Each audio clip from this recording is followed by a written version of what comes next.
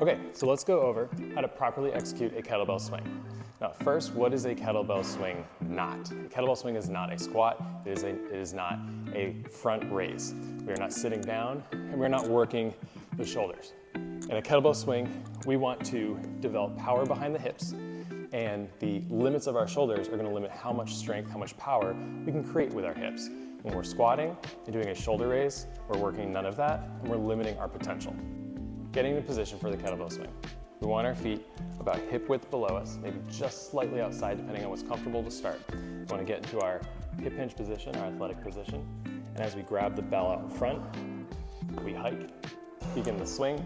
We want to think of our armpits slightly closed. Think of a piece of paper between each arm. You want to keep that tight to the body. The first thing we need to be able to do in order to start our kettlebell swing is to make sure that we are in a hip hinge position and not in a knee dominant squatting position. In order to best do that, we want to push our hips back towards the wall, keeping our hips back and up.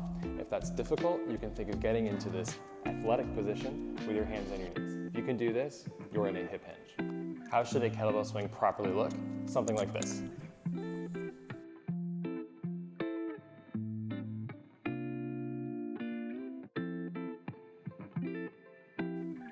To break this down even further, we can simply just work the kettlebell hike.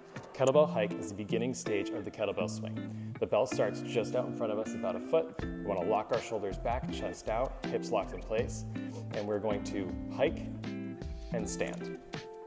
And that's it. That motion alone is going to mimic a lot of what the motion of the kettlebell swing truly is. So you can simply start again, hike and stand, and do this a few times. Out in front, hike, and stand. And as you can see, I'm not moving my arms at all, but the bell is already swinging forward. So as I begin to create more power behind my hips, any motion behind my arms and my shoulders is simply coming from the momentum behind the power of my hips.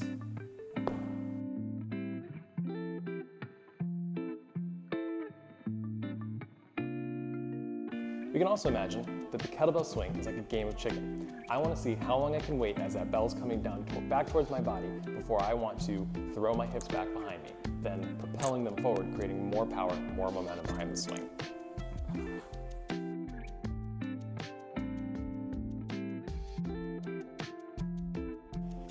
And that's how to execute your kettlebell swing.